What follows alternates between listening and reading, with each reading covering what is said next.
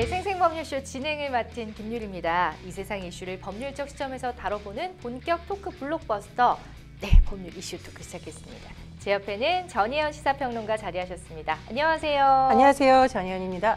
네, 오늘은 또 저희가 뭐 약속이나 한 듯이 파랑색과 빨강색 옷을 또 이렇게 입고 나타났습니다. 다음 주에는 한번 바꿔서 입어보는 그럴까요? 걸로 그러면은 생각을 하시죠. 오케이, 제가 파란색, 빨간색 입고 다음 주에 나타날게요. 알겠습니다. 알겠습니다. 네, 지금 이 방송은 유튜브 통해서도 실시간으로 함께 방송되고 있으니까 많은 시청 부탁드리고요. 유튜브 통한 소통 창구도 열어두도록 하겠습니다. 네, 방송 중에 궁금하신 질문들이 있으시면 저희가 또 답변도 해드리니까 많이 댓글도 달아주세요. 네, 그럼 법률 이슈 토크에서 나눠볼 이야기들 화면으로 먼저 만나보죠. 끊이지 않는 성범죄 사건, 형태도 비슷, 올해도 불붙은 개식용 논쟁, 주택담보대출 만기, 이제는 50년이다. 네, 이렇게 또 오늘 세 가지 이슈가 준비되어 있습니다. 여러분은 지금 생생법률쇼와 함께하고 계십니다.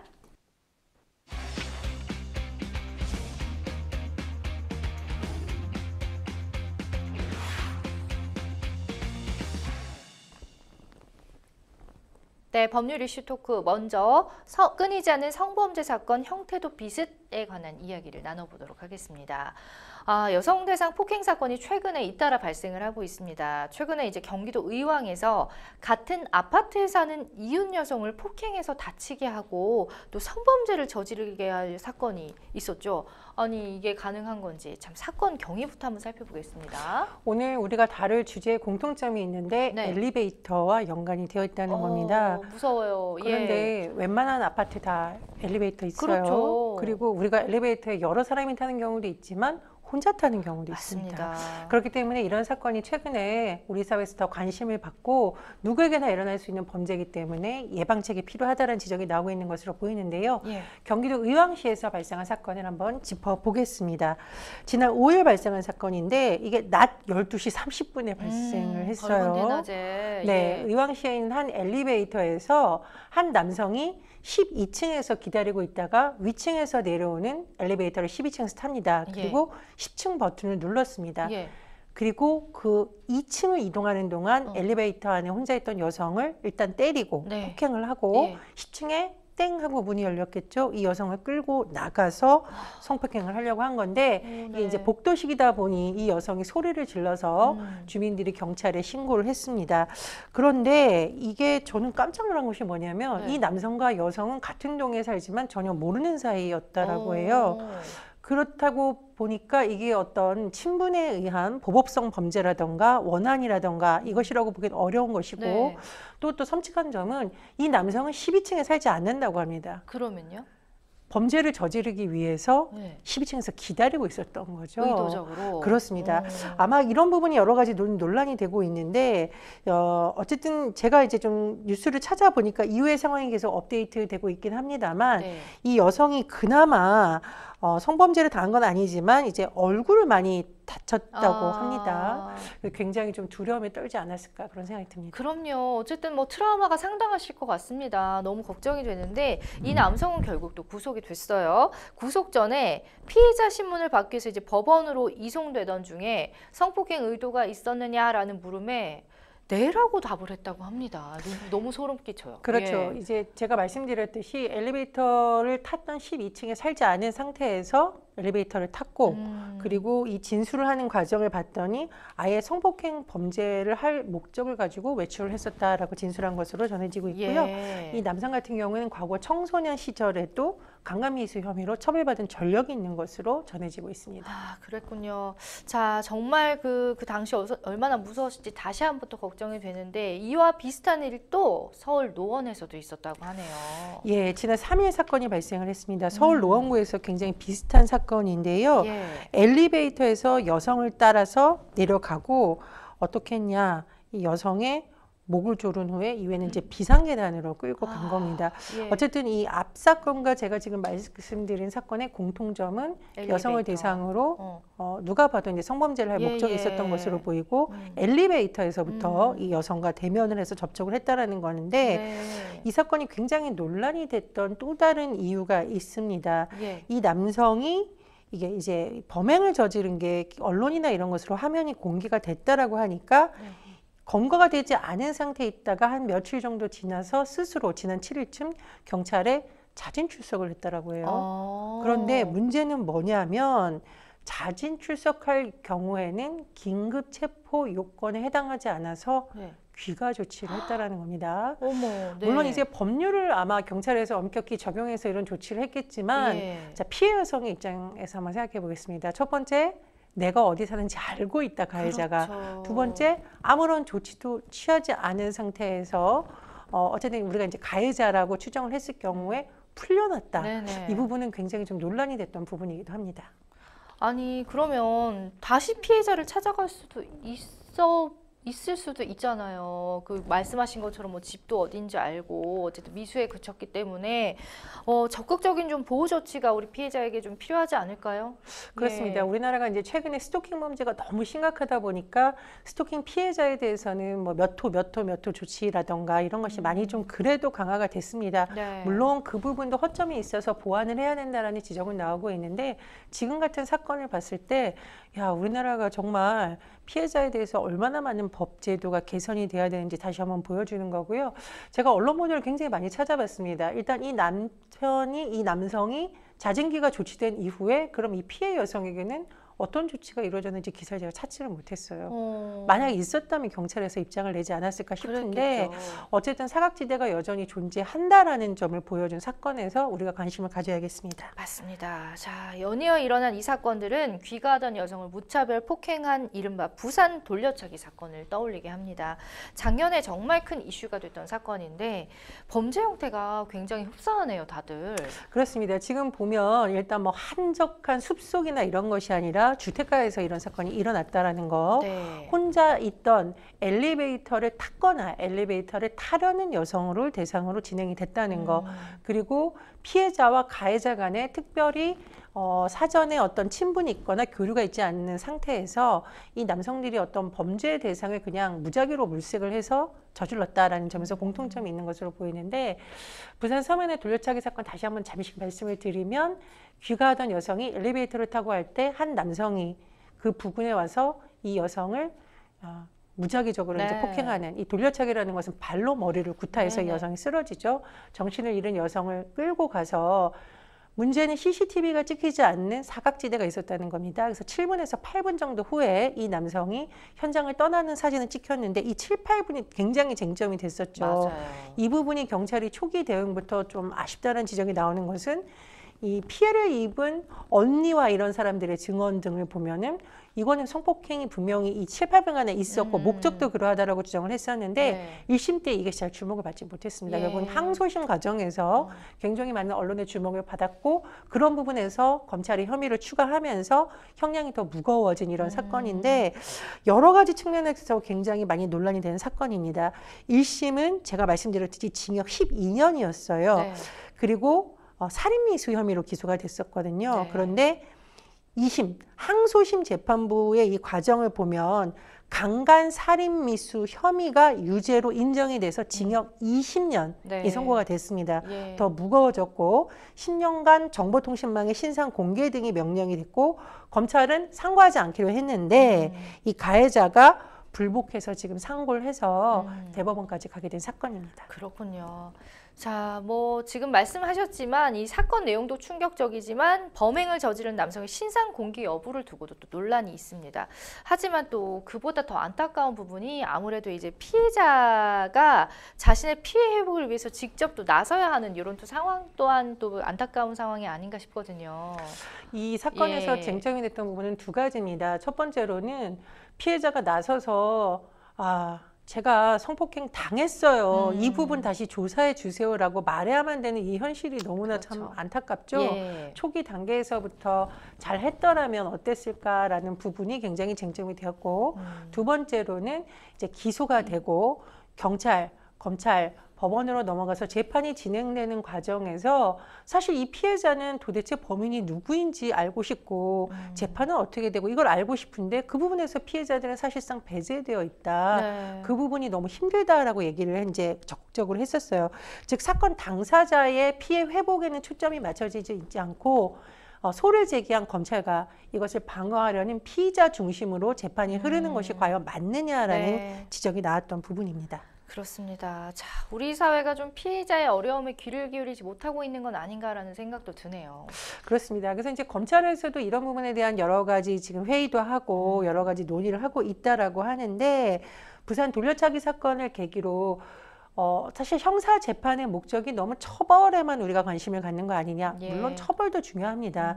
죄를 지은 사람, 특히 성범죄 가해자가 그에 합당한 처벌을 받았을 때 피해자들이 얻는 또 어떤 위로 같은 것이 있겠죠. 그러나 문제는 뭐냐면 가장 본질적으로 피해자가 피해 회복을 할 수 있어서 일상으로 돌아가게 해주는 것이 법이 존재하는 이유 중에 하나인데 이 부분이 너무 소외시됐다. 그래서 피해 회복적 사법에도 다시 한번 초점을 맞춰야 된다는 주장이 나오고 있다고 합니다. 예. 대검찰청에서 범죄 피해자의 형사 절차 참여 강화 방안에 대해서 논의하는 아카데미가 열렸다고 하는데요.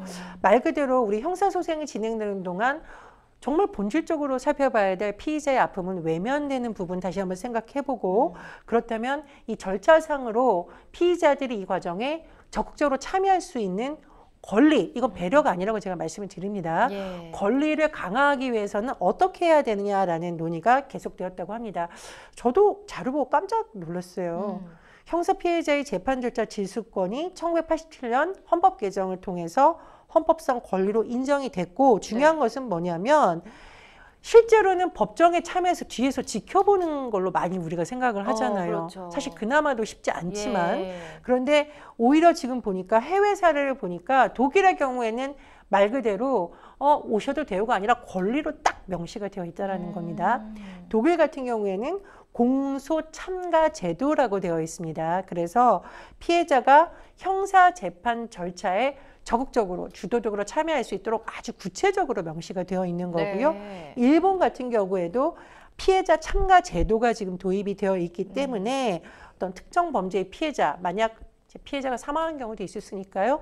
유족들이 재판에서 방청이 아니라 참가한다라는 걸 제가 거듭 강조를 드립니다. 예. 그래서 재판 과정에 있어서 피해자의 입장, 또 피해자의 사법적 회복을 위한 굉장히 적극적인 제도적 장치가 마련되어 있다. 그래서 우리나라도 좀 이렇게 주체적인 권리자로 피해자를 인식하는 사고의 전환이 이루어져야 되고 제도도 조금 더 적극적으로 바뀌어야 된다는 주장이 나오고 하는데 맞아요. 네, 뭐 어쨌든 대검찰청에서 이런 논의가 이루어졌다는 건 의미가 있고요. 중요한 것은 현장에서도 반드시 이런 제도가 이제 정착이 되고 제가 법과 현실의 우리가 왜 괴리에 대해서 언급할 때가 있잖아요. 예. 이런 부분이야말로 아무리 좋은 제도가 있으면 뭐합니까? 피해자들이 모르고 현장에서 이루어지지 않는다면 무용지물이니까 더 적극적으로 시행이 되어야겠습니다. 그러니까요. 또 이제 해외 사례도 말씀을 해주셨는데 그러면 자 우리나라 같은 경우는 어떤 검찰이 대안을 내놓기 시작했는지 궁금합니다. 구체적으로. 제가 말씀드렸듯이 적극적 참여가 제도상으로는 있는데 실제로는 안 되더라. 그럼 이거 피해자의 잘못인가요? 아니지요. 아니죠. 네. 피해자들은 당연히 그렇게 하고 싶지만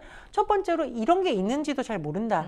두 번째로는 검찰이라던가 법원에서 이런 제도를 적극적으로 알 수 있도록 뭔가 바꿔야겠죠. 그래서 지금 제도상으로 있는 것을 어떻게 이 권리를 제대로 실현될 수 있겠냐에 대한 논의가 되어 있는데요.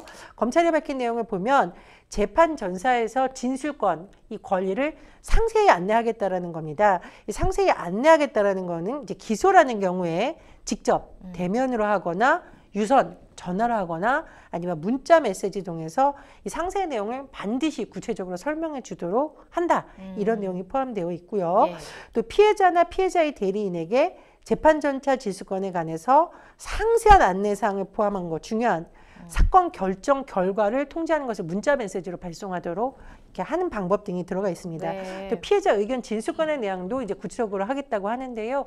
저는 사실 이제 물론 대면으로 하는 것도 굉장히 필요하고 요즘은 정말 대면이 어렵다고 하면 문자 메시지라던가 할 수 있는 방법이 너무너무 많거든요. 네. 그래서 검찰도 뭐 인력 부족도 있을 것이고 그동안 현장에서 이루어지지 못한 것을 제대로 챙기지 못한 책임을 우리가 이제 비판을 할 수 있는데 중요한 것은 앞으로 어떻게 하겠냐입니다. 그래서 검찰에서 밝혔던 내용이 좀 더 적극적으로 실현이 되어서 아까 부산 돌려차기 사건의 피해자처럼 그렇게 그분이 사실 의견이 좀 받아들여지는 이제 언론을 통해서 공분이 일었기 때문이에요. 예. 피해자들 모두가 언론에 본인이 겪은 아픔을 털어놓고 해야 되는 것도 참 어떻게 보면 맞지 일이죠. 않죠. 그렇죠. 그래서 네. 제도상으로 권리되어 있는 권리를 검찰에 조금 더 적극적으로 알리고 또 제도에서 허점이 있다면 그것을 고치는 것은 법원의 역할이기도 하고 또 법을 고치는 국회의 역할이라고도 볼 수 있습니다. 맞습니다. 어쨌든 뭐 실효성이 있어야 제일 중요한 건데 이런 것들을 이제 대안을 내놨으니 앞으로 좀 어떻게 실행이 될지 좀 지켜봐야 될 것 같고요. 사실 진작에 좀 이런 고민들이 있었으면 어땠을까라는 좀 아쉬움이 있거든요. 어떻게 생각하시는지. 그렇습니다. 이제 최근에 뭐 잔혹한 범죄자에 대해서 신상 공개를 하겠다, 주거지를 다 공개해서 아주 뭐 예를 들면 아동 성범죄자는 특정 지역에 발을 못 붙이게 하겠다라는 제도 논의가 되어 있는데요. 자세히 보시면 이 초점이 가해자에 대한 응징적인 측면에 많이 초점이 가 있습니다. 예. 그래서 이것이 과연 범죄 예방에 효과가 있느냐, 피해자가 일상으로 돌아갈 수 있는 회복에 도움이 되느냐는 좀 거리가 있다. 물론 이 제도를 논의하는 것도 의미가 있습니다만 우리 대부분의 제도가 공분한 어떤 여론을 달래기 위해서 가해자의 징벌에 너무 초점이 가 있는 거 아니냐. 너무 맞는 말이에요. 예, 그 부분을 한번 우리가 돌아봐야겠습니다. 특히 어떤 뭐 제도적으로 어떤 뭐 뭘 부착을 한다 이런 것도 중요하지만 아까 말씀해 주셨듯이 사건이 발생한 이후에 이 과정을 피해자들이 알고 싶은데 소외되었던 이런 문제부터 사실은 우리가 해결해야 되는 것이고요. 네. 범죄 피해자에 대한 지원을 이제 국가적 차원에서 우리가 지원하는 방법은 예전부터 논의가 많이 되어 왔는데 최근에 또 이 부분이 잘 안 된다는 지적이 있거든요. 예. 이제 뭐 법무부라든가 국가라든가 국회가 조금 더 신경을 써서 이게 공분이 있을 때만 떠들썩하고 범죄자를 어떻게 하자라는 쪽이 아니라 피해자의 일상회복을 어떻게 할지 그리고 이제 범죄 피해자가 사망했을 경우 가족들이 겪는 고통도 굉장히 크거든요. 예. 이 범죄 피해자 가족이 어떻게 일상으로 돌아올지 지원하는 방법에 대해서도 우리가 생각해 봤으면 하고요. 생생법률쇼에서 이렇게 좋은 주제를 다루고 박수를 아니, 쳐주고 싶습니다. 일단 또 좌측에 박수를 좀 하고 아니 저도 지금 들으면서도 반성을 하게 됩니다. 사실은 보통 이제 범죄자들이 너무 괘씸하니까 그런 부분에 대해서만 생각을 하지 그 피해자 입장에서 생각해 보는 게 쉽지가 않았던 것 같아요. 근데 그렇습니다. 또 오늘 최근에 네. 제가 한번 사례를 들어볼까요? 최근에 예. 엄청 인기를 많았던 드라마들 있잖아요. 대부분 제도권에서 잘 이렇게 벗어나는 네. 범죄자들을 직접 응징하는 드라마가 인기를 끕니다. 맞아요. 물론 통쾌하니까. 그것도 이제 보는 분들이 통쾌하다. 저런 범죄자들 누군가가 나서서 폭력에는 폭력으로 이런 방법을 해줬으면 좋겠다는 심리가 투영이 된 부분이기도 예. 하죠. 그러니까 이제 대중적인 문화인 거고 우리가 제도상으로 봤을 때는 정말 중요한 것은 피해자 중심주의라고 그러네요. 하거든요. 그 부분을 다시 한번 짚어봐야 된다. 네, 이런 말씀 드립니다. 진짜 너무 좋은 말씀이셨습니다. 자, 그 한편 부산 돌려차기 사건 가해자가 현재 부산구치소에 수감이 돼 있는데요. 얼마 전에 출소 후 피해자에게 보복을 하겠다 이런 발언을 했다고 합니다. 어떤 의도로 이런 얘기를 한 걸까요? 그렇습니다. 이제 이 남성이 사실은 재판받는 과정에서도 뭐 이런 말을 했다 안 했다 좀 논란이 있었는데 네. 지금 부산구치소에 수감 중인 상황에서도 또 내가 나중에 출소하면 뭐 어떻게 하겠다라든가 혹은 이 사람의 집 주소를 잊어먹지 않기 위해서 계속 외운다 뭐 이런 식의 언론 보도가 나온 적이 있어요. 네네. 그래서 부산구치소 차원에서 또 법무부 차원에서 조사를 해서 결정을 내렸다고 하는데요. 독방의 가치는 금치 30일 징벌 조치인데 네. 이 독방의 가치면은 왜 이제 우리가 구치소에 있는 사람들도 신문을 읽거나 이런 걸 할 수 있지만 예. 그런 건 다 차단이 되는 예. 가장 무거운 징벌이라고 합니다. 아무것도 못하게 하는 거. 그렇군요. 이렇게 아파트 엘리베이터에서 또 여성을 상대로 한 사건들, 무차별 폭행 사건이 연이어 일어나면서 앞서도 말씀드렸지만 정말 엘리베이터 타기가 무섭다 이런 반응이 계속해서 있습니다. 자, 밀폐된 공간이어서 그런 건가? 왜 하필 엘리베이터에서 이런 범행이 자주 좀 발생을 하는 건가요? 이유가 뭘까요? 예, 말 그대로 밀폐된 공간이라는 것도 굉장히 특징이고요. 네. 엘리베이터가 수시로 문이 닫혔다 열렸다 하다 보니까 네. 이걸 일일이 예를 들면 아파트 입구는 경비실에서 다 보통 요즘 많이 예, 체크를 하게 되어 있죠. 그렇죠. 그렇게 하기가 어려운 시스템이라는 겁니다. 그런 특성이 있는 것도 있고요. 두 번째로 엘리베이터에 있는 CCTV가 의외로 성능이 좋지 않다라는 언론 보도가 나온 적이 있습니다. 네. 왜냐하면 네. 엘리베이터는 공용으로 사용을 하다 보니 개개인의 자산으로 취급을 하지 않아서 그렇게 관리에 신경을 쓰지 않는다라는 분석이 나온 바가 있거든요. 그렇다 보니 이것을 파악한 어떤 범죄자들 입장에서는 네. 모자 푹 눌러 쓰고 식별하기 어려운 특징이 없는 옷 입었을 때 아, 내가 여기 찍혀도 저 엘리베이터에 얼굴만 안 찍히면은 범죄를 저지를 수도 있겠구나라는 생각을 할 수도 있겠다라는 지적이 나오고 있거든요.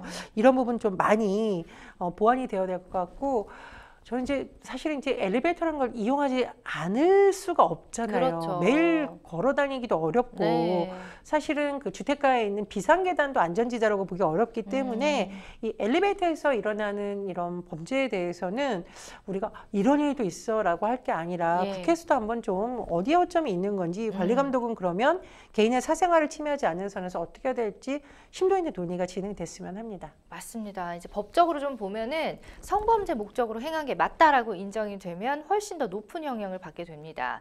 가늠 목적 약취 유인죄의 경우에는 1년 이상 그리고 10년 이하의 징역에 처한다고 되어 있고, 강간치상죄 같은 경우는 무기 또는 5년 이상의 징역에 처하는데요.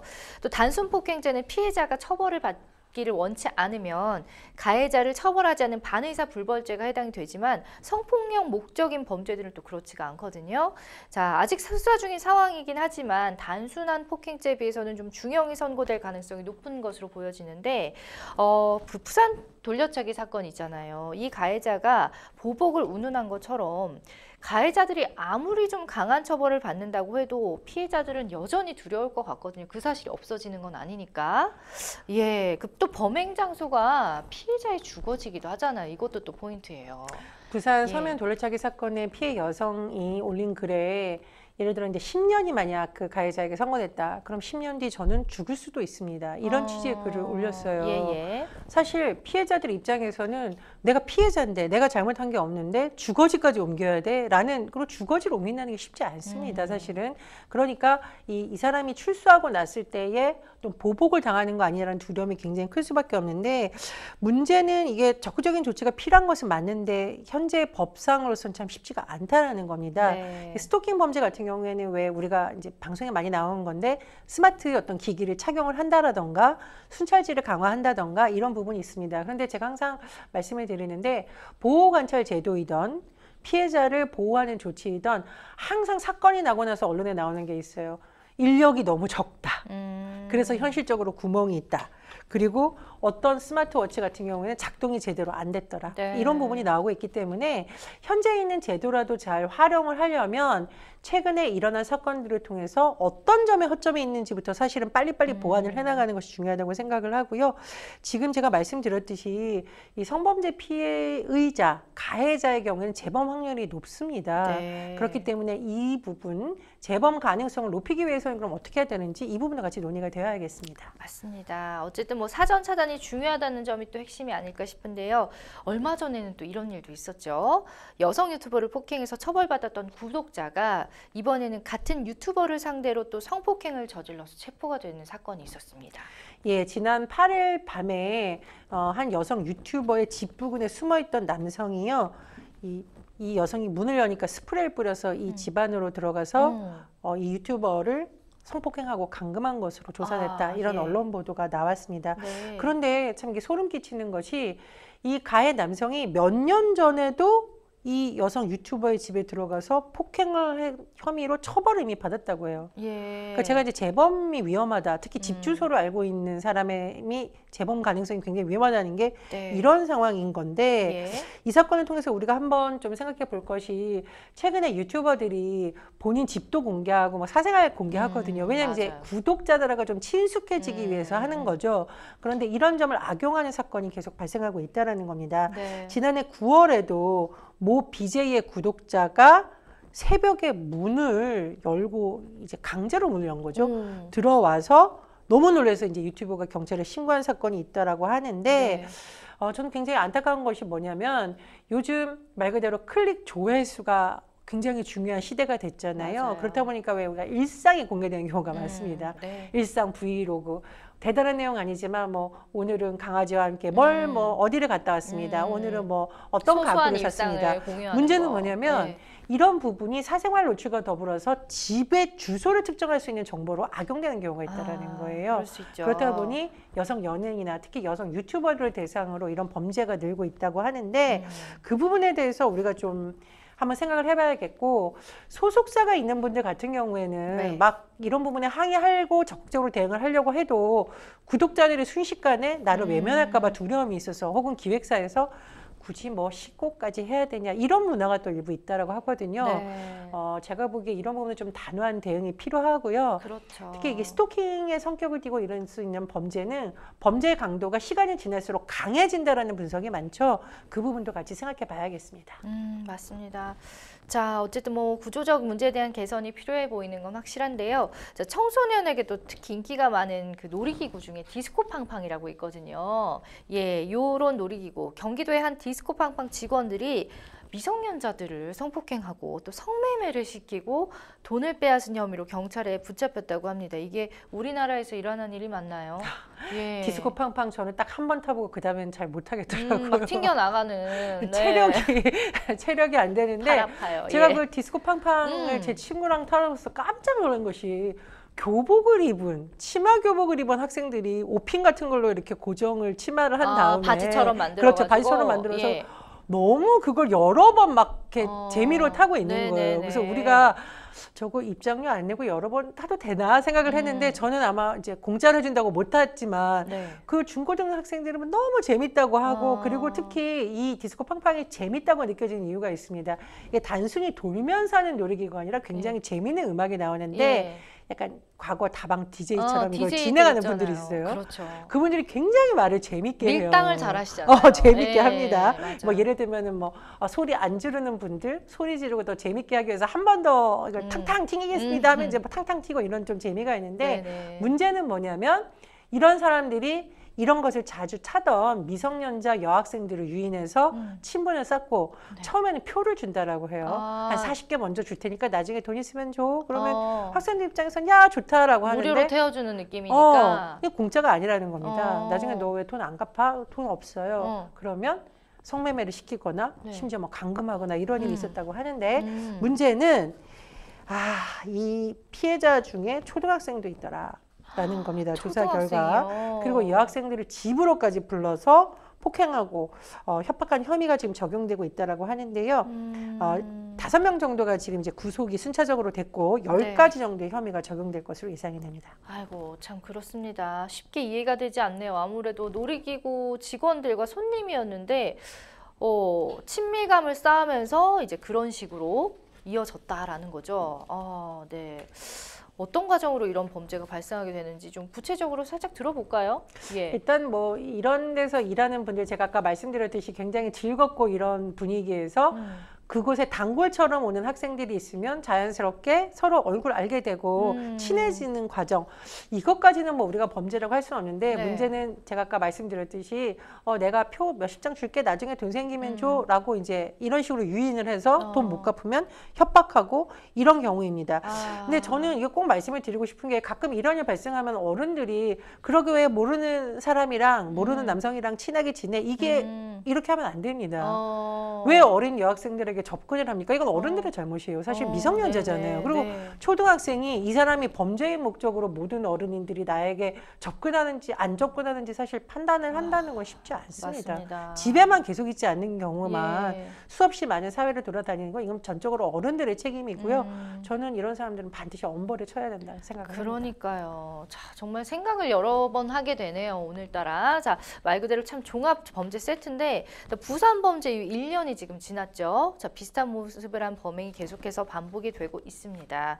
얼마 전에는 귀가하는 여성을 집까지 따라가서 성폭행을 하려 한 40대 남성이 15년 만에 범행 현장에서 남긴 머리카락 등의 증거들로 재판에 넘겨져서 실형을 선고받은 일이 있었다고 합니다. 이거 되게 흔치 않은 일이잖아요. 그렇습니다. 2008년 3월에 이 성범죄 시도한 사건이 일어났습니다. 한 네. 남성이 택시에서 내리던 여성을 따라가서 그 집에 가서 성범죄를 하려고 했는데, 이 여성이 좀 담배라도 한 대 피우자라고 유인을 하고 이 남성이 도망을 갔어요. 네네. 그래서 그 다음날 경찰이 왔겠죠. 국가서에서 여러 가지 남아있는 모발 등을 채취를 해서 분석을 했습니다. 근데 문제는 뭐냐면, 이게 왜 데이터상으로 대조를 해야 될 사람이 인물이 있어야 되잖아요. 네네. 경찰이라던가 이 DB에 등록된 인물이 당시에는 없었던 겁니다. 즉 사건의 가해자의 모발 등을 통해서 DNA는 챘지만 이 가해자가 누구인지 특정을 할 수 있는 상황이 아니었기 때문에 이 가해자를 잡지 못했는데요. 네. 어떤 일이 있었냐면 2021년 사건이 2008년이었는데 네. 한참 뒤에 한 남성이 노래방에서 예. 폭행 혐의, 특수 상해 혐의로 징역 1년에 집행유예 2년을 선고받았습니다. 이게 예. 업주를 소화기로 때렸던 일이거든요. 자, 그런데 이런 경우에는 DNA 채취된 범죄에 해당돼서 DNA가 채취됐고 과거 사건군과 대조해 봤더니 그 2008년에 사람이었어요. 바로 그 사건이더라는 겁니다. 사건의 진범으로 밝혀져서 15년 만에 재판에 넘겨졌는데 근데 피해 여성은 사실은 이제 그 당시에는 사망한 상황이었으니까 굉장히 억울한 상황이었죠. 예. 어쨌든 이 남성이 아니다 그 여성과 합의했다라고 주장을 했지만 재판부에서는 이 남성의 주장의 신빙성을 확인하기 어렵다. 그리고 이 DNA 확보된 등등을 해서 허위라고 판단을 했다고 합니다. 하필이면 또 작년에 피해자가 사망하는 바람에 이게 또 흐지부지 된 그렇습니다. 사건이 돼버렸네요. 안타깝습니다. 또 얼마 전에는 여성이 살고 있는 원룸을 훔쳐보던 40대 남성이 피해 여성의 남자친구에게 들켜서 경찰에 넘겨진 일이 있었는데 이 남성은 비슷한 범죄로 재판을 받고 있는 중이라고 합니다. 앞선 사건들을 봤던 것처럼 이 성폭력 관련 범죄의 가해자의 재범 확률 말씀하신 것처럼 상당히 좀 높아 보이는데요. 무엇보다 이제 체계적인 예방 대책을 세워서 범행 의지를 사전에 좀 칼 차단을 해야 되지 않을까 싶습니다. 예, 다만 제가 조금 보충 설명을 드리자면 앞서 말씀드린 15년 만에 재판에 넘겨진 사건에서는 남성에게 실형이 선고가 됐습니다. 보통 피해자가 사망한 경우에 이걸 밝히기 어려운데 그렇죠. 여러 가지 증언의 어떤 일치성이라던가 당시의 수사 상황 그리고 DNA 채취 상황 등을 이제 점검을 한 것이고요. 네. 지금 이제 재범과 관련된 말씀해 주셨는데 항상 이 재범 통계가 나올 때마다 높다라는 지적은 계속 반복적으로 나오고 있죠. 네. 이제 성범죄 전체를 놓고 말하자면 굉장히 방대한 부분이기 때문에 재범만 놓고 말하자면 초범을 잘 관리해서 재범이 일어나지 않게 하는 것이 예. 가장 좁혀서 말할 수 있는 부분입니다. 네. 그런데 이 부분에 대한 관리 감독이 제대로 되고 있지 않다라는 지적이 나오고 있는 거고 제가 아까 말씀드린 보호관찰부터가 대표적인 사례이고요. 예. 또 굉장히 어떤 흉악 범죄자에게 전자팔찌 끼우고 전자팔찌 하는 것도 필요하긴 한데 이게 전자팔찌 제대로 작동을 안 한다. 이런 부분도 문제가 됐잖아요. 네. 제가 말씀드렸듯이 이미 시행되고 있는 제도에 보완이 또 필요하다고 생각을 하고요. 또 하나 이제 처벌로 되는 경우가 있고 치료가 필요한 경우가 또 있죠. 물론 그렇죠. 이걸 악용하는 사람들도 있습니다만 치료와 교육을 통해서 인식을 바꾸지 않는 이상 계속 중독처럼 이 범죄가 반복되는 특성이 있는 것이 성범죄다라는 분석이 나오고 있기 때문에 예. 이런 부분에 대한 전문적인 교육과 관리도 필요할 것으로 보입니다. 네, 자 오늘 또 첫 번째 이슈 토크는 끊이지 않는 성범죄 사건 형태도 비슷이었는데 굉장히 또 심층적인 이야기 또 많이 생각하게 하는 이야기들 많이 나눠봤습니다. 여러분은 지금 생생법률쇼와 함께하고 계십니다.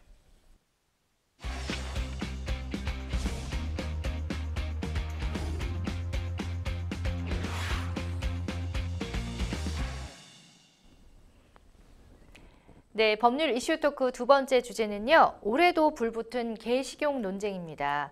그저께가 초복이었죠. 7월과 8월 삼복더위가 오면은 어김없이 불거지는 논쟁이 바로 보신탕 그리고 개식용을 둘러싼 논쟁인데요. 올해도 개식용을 반대하는 동물보호단체와 또 찬성하는 육견협회 등이 충돌을 했습니다. 예. 지난 8일 서울 종로구에서 두 단체의 극명히 대조된 모습이 나타났습니다. 이 두 단체의 주장을 들어보면 개식용을 둘러싼 논쟁의 핵심적인 찬반을 우리가 알 수 있을 텐데요. 네. 일단 육견협회라고 하는 즉 이제 먹기 위해서 개를 기르거나 뭐 이런 분들이 주로 있는 것으로 추정이 되는데요. 예. 육견협회에서는 아니 왜 개 식용을 막으려고 하냐라고 하면서 아이스박스에서 개고기를 꺼내서 먹는 이런 사진 제가 찾아보니까 실제로 이제 드셨더라고요. 예. 이분들의 주장은 아니 왜 이렇게 먹을 권리가 있는데 이걸 법적으로 이걸 금지하겠다는 거냐. 너무 권리를 침해하는 것이다. 그리고 수천 년 동안 먹어왔다라는 주장이 핵심 내용이고 네. 하지만 동물보호단체에서는 더 이상은 안 된다. 이제 개 식용을 아예 법으로 금지시켜야 된다. 네네. 종료해야 된다는 주장을 하고 있었는데요. 이 서로 충돌하다가 혹시 물리적으로 큰 폭력 사태가 일어날까봐 경찰까지 출동을 했다라고 합니다. 그렇군요. 자, 전국의 3대 게시장으로 불린 성남 모란 게시장 같은 경우 2018년에 폐쇄가 됐고, 또 부산의 구포가축시장도 부산시가 도시계획으로 게시장 부지를 수용하고 상인에게 생활안정자금 등 폐업 보상을 진행해서 이제 2019년에 문을 닫았습니다. 그런데 이제 그렇기 때문에 3대 중에 이제 하나만 남았어요. 현재로서는 대구 북구에 있는 칠성 종합시장이 유일하게 남은 게시장이라고 합니다.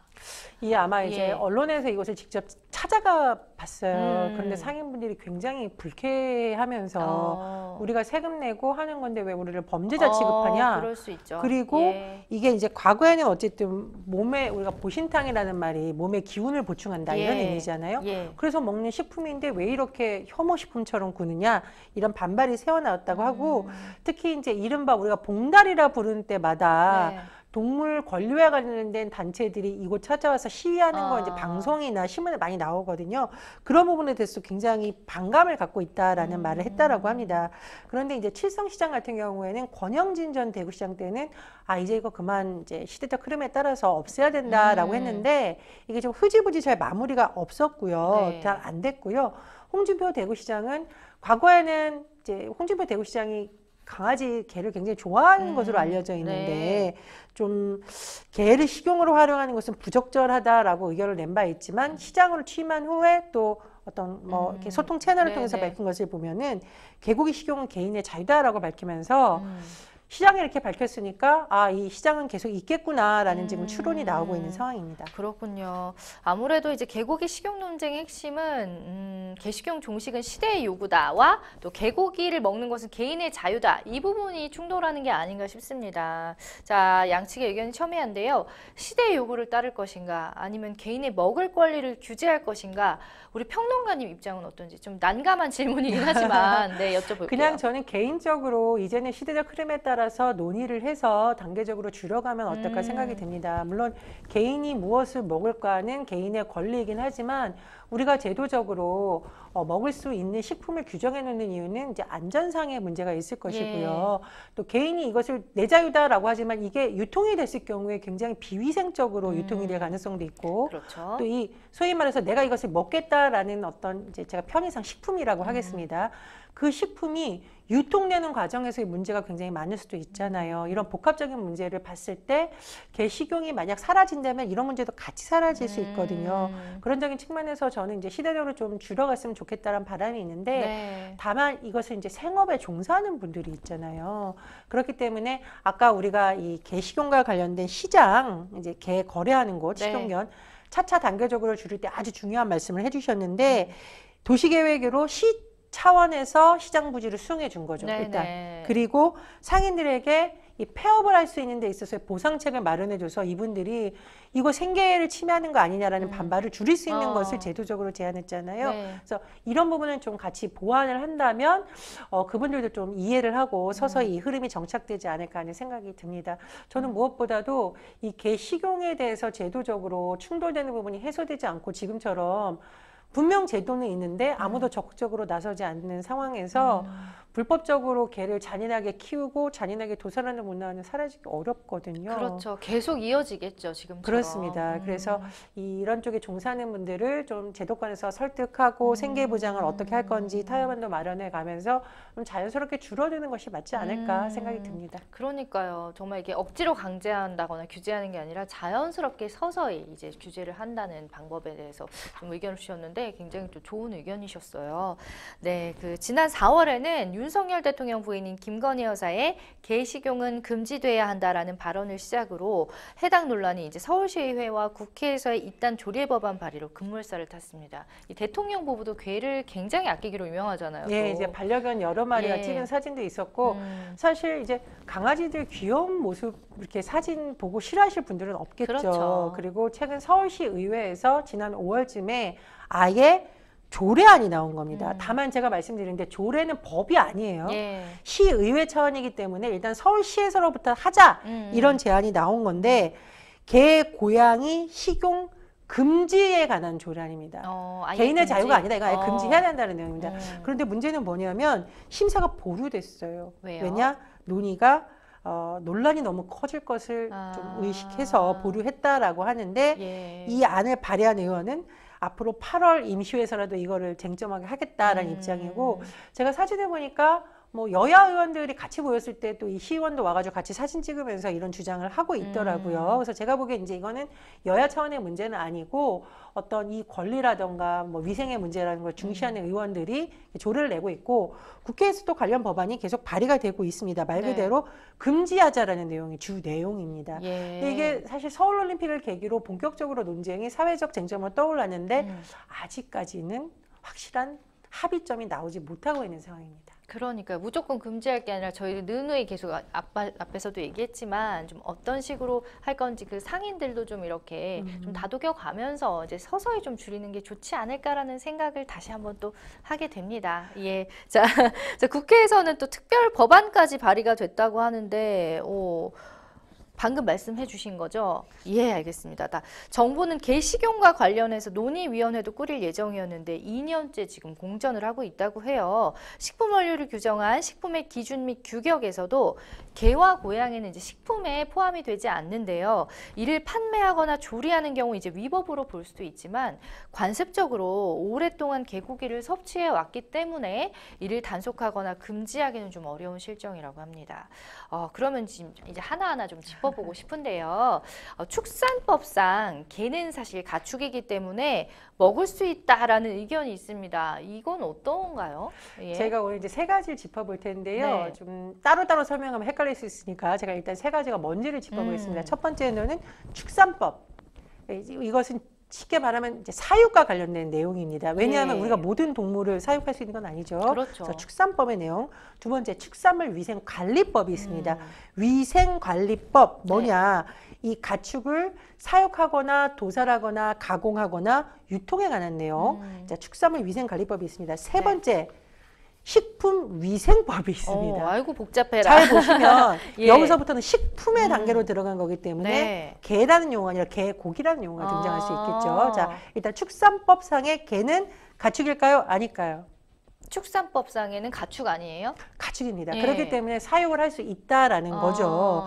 이 부분에 대해서는 제가 보기에 큰 이견이 없는데 문제는 뭐냐면 집에서 개 사육을 하는 차원의 문제가 아니라 이것을 먹는 것으로 팔기 위해서 대규모 농장처럼 하는 경우가 문제가 되니까 아예 축산법에서 개를 빼야 된다 이런 법안이 발의된 적도 있습니다. 오히려? 그렇습니다. 그래서 일단 축산법상으로는 개는 당나귀, 토끼와 함께 가축으로 정의되어 수 있기 때문에 이 개를 사육하는 분들이 이거 사육 가능하지 않냐 법적으로 이거 저기 뭐냐 가축인데 우리가 키우는 게 문제냐? 그렇게 또 주장할 수 있으니까. 그렇죠. 근데 아까 말씀드렸듯이 동물단체나 이런 데서는 아니 이거 뭐 애완견을 뭐 몇 마리 키우는 것도 뭐 잘 안 하면 문제가 되는데 지금 대부분의 이렇게 개를 대규모로 아주 비위생적으로 하는 데는 먹기 위해서 하는 개인데 문제가 있으니까 빼자 이런 주장이 문제가 되고 있는 겁니다. 근데 문제는 뭐냐면은 축산법이기 때문에 개 식용에 대한 내용은 없어요. 자, 일단 축산법은 여기서 마무리를 하고 그렇다면 축산물 위생관리법상 이건 이제 도축을 하고 유통을 하는 문제, 가공의 문제라고 했잖아요. 여기서부터 이제 복잡합니다. 여기서는 또 개가 가축으로 규정되어 있지 않아요. 그렇다 보니 규정이 없다 보니 한쪽에서는 규정이 없다는 건 할 수 있단 말이다. 한쪽에서는 당연히 안 되기 때문에 규정이 안 되는 거다. 그런데 문제는 뭐냐면 이게 제가 아까 말씀드렸 이게 또 뭐 처벌이냐 아니냐 이제 복잡해지는데 여기에 대해서 제대로 논의가 안 되고 있다는 거. 자, 세 번째로 넘어가겠습니다. 식품위생법상. 식품위생법이라는 건 뭐냐면 우리가 이제 식품이라는 것이 개인이 결정할 문제가 아니라 국가적으로 이제 관리를 해야 되잖아요. 문제는 뭐냐면은 이 식품 공전이 있는데 개고기 제가 말씀드렸듯이 식품위생법이기 때문에 여기서는 개라는 용어를 안 쓰고 개고기라는 용어를 쓰죠. 개고기는 식품 원료로 인정하지 않습니다. 그런데 왜 그럼 여기서 식약처가 개고기 단속 안 해요? 제가 아까 말씀드렸듯이 이게 법과 제도의 허점 사이에서 사회적 합의가 먼저다라고 하면서 망설이고 있는 부분이기 때문에 네. 제가 보기에 이 부분은 각각 법에 있는 내용을 국회에서 같이 모아서 논의를 해야만 해결이 되는 문제로 이거 보입니다. 하루아침에 될 것 같지는 않습니다. 네. 어쨌든 뭐 지금 법이 시대에 맞게 좀 규정이 좀 개선이 돼야 될 것 같습니다. 자, 일각에서는 동물보호법 개정으로 식용계 도축을 금지할 수 있다라고 주장하는데 팩트가 어떤가요?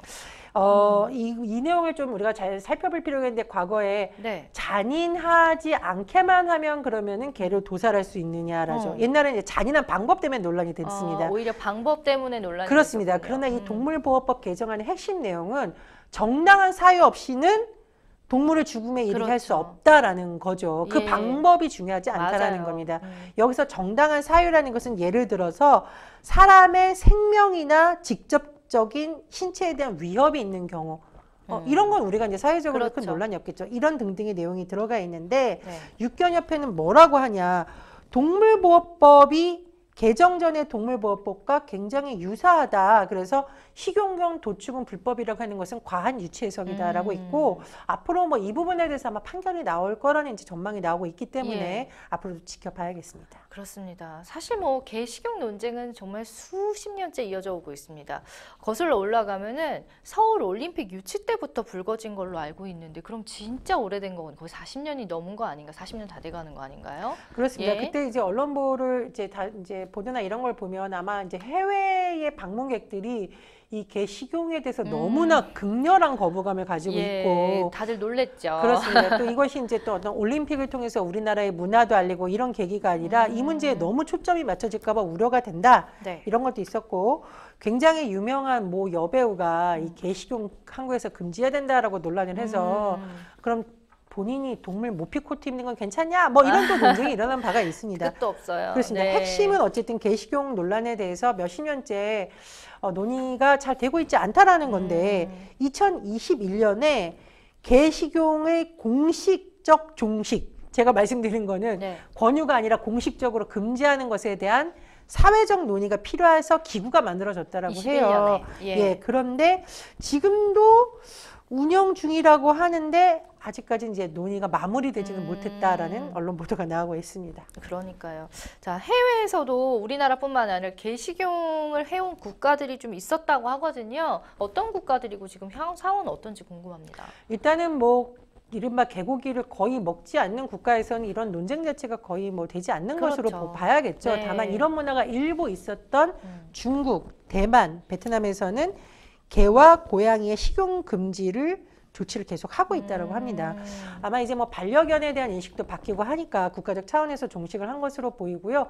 또 굳이 이게 아니라도 단백질을 섭취할 수 있는 이제 식품 구조가 바뀐 것도 영향을 미친 것으로 보입니다. 자, 개식용이 그래도 예전보다 많이 줄었다고는 하지만 여전히 유통과 소비가 되고 있는 상황인데요. 항상 함께 불거지는 문제가 있어요. 바로 이제 불법 도살장의 문제죠. 아까 그 방법에 좀 잔인하다는 얘기를 해주셨는데, 자, 불법 도살장 뭐 여전하죠? 이 지금 방송에 나올 때마다 많은 분들이 분노를 하는데 네. 여전히 그렇더라라는 겁니다. 물론 이제 이른바 반려견 이렇게 집에서 키우는 목적으로 하는 그것도 문제이지만 식용을 목적으로 길러지는 개들의 위생 상태나 이것이 차마 눈뜨고 볼 수 없을 정도다. 예. 그리고 사료를 주는 것도 아니고 음식물 쓰레기 같은 걸 주는데 끓이지도 않고 부패된 걸 주더라.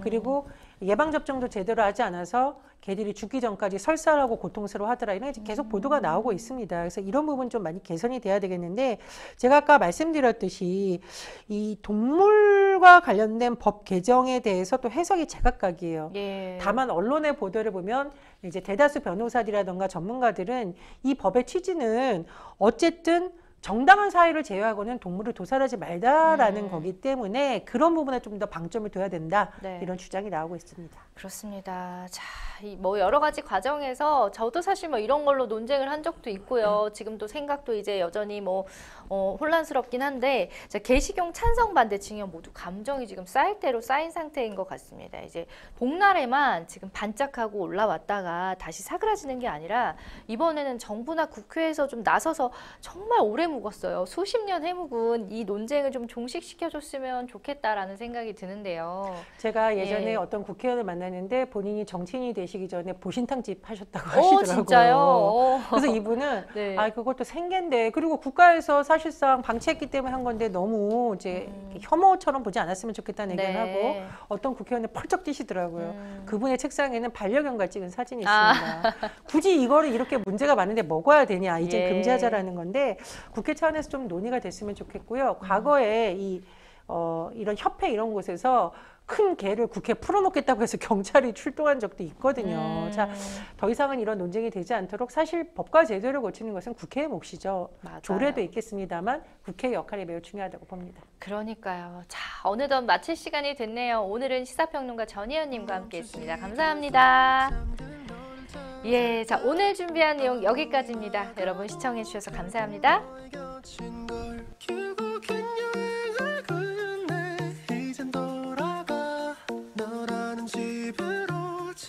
다시 way back home